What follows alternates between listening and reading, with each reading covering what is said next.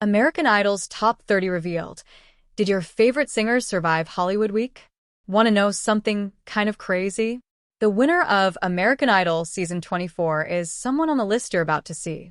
March 2nd marked the end of Hollywood Week in Music City, which required the judges to make the biggest cut in Idol history. 127 singers remained in the competition after auditions, but only 30 are now left standing, and one of them will win it all. Now for the important question. Were the right 30 singers left standing? For the most part, we agree with the judges' decisions throughout Hollywood Week. We're especially grateful that they came to their senses and cut Trace Casanova before he was allowed to do any more damage. Sorry, we know he did nothing to us. If he auditions again next season, we'll try to be nicer. We could have done with a few less obvious fake-outs. We're sorry to say that your journey is continuing, though we know that's par for the Idol course at this point. And while we appreciated the dramatic effect of the sing-off twist, in which two pairs of contestants battled it out for the final two slots in the top 30, we think at least one of the eliminated singers still deserves to be in the competition. Read on for an alphabetical breakdown of the 30 contestants remaining after in the competition, complete with videos of their Hollywood Week performances.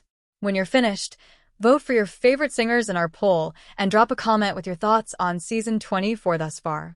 Do you think the judges make any boneheaded calls in Nashville? We want to know about it. Here's what we said about Abayomi when she performed last week. This 16-year-old phenom had everyone eating out of the palm of her hand from the jump, and they remained mesmerized until she finished Foy Vance's Make It Rain. We thought she got a little loose in some of her more overzealous runs, but we might be judging too harshly because Lionel Richie seemed to love it. Luke Bryan was so impressed with Bella Emery's take on Brandi Carlile's The Joke, he couldn't resist letting out a wow at the top of her performance. And he was right to do so.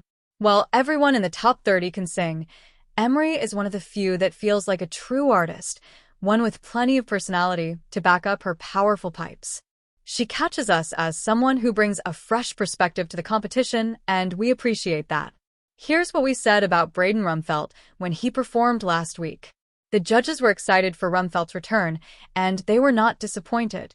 He came out strong and confident, with the vocal chops to back it up on Sam Smith's I'm Not the Only One. He also felt totally in his element on that stage, without a hint of nerves. It was a perfect way to end the night. We'd love to say something, anything, about Brenna Brigman's time in Hollywood Week. Unfortunately, American Idol chose not to show her return to the stage, leaving us with only her impressive audition of Alicia Keys' Fallon and Maren Morris' My Church to judge her by. Hopefully we'll get to see more of her in Hawaii. Not showing a performance during Hollywood Week is one thing.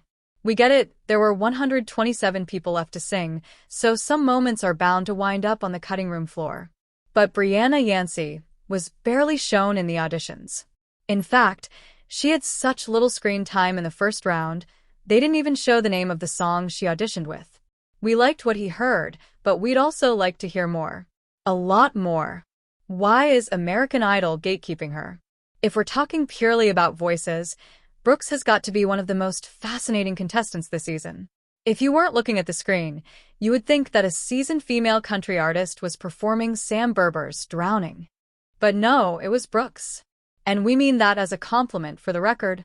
Brooks is very aware that he has a higher-than-average voice. We're just grateful that he's using his voice to bless America's ears. We could have used a few more dynamic moments throughout his performance, but we're not about to say a bad word about it. Grade A-. Bryant Thomas. Here's what we said about Bryant Thomas when he performed last week. Considering this is only the second time Thomas has performed with his face revealed, it was anyone's guess what he was going to bring to the table, and we never would have guessed Taylor Swift's Champagne Problems. Soulful and sweet, it was not the performance we thought we'd be getting from the dude with the mullet in the cut-off army vest. So imagine our surprise as Thomas breezed through the song, handling the emotions nicely. The choreography was unnecessary, and the whole thing got way too theatrical by the end, but we liked everything that came before. Twine's grade B+. Chloe Lauren beat Mary Jo Young in a sing-off.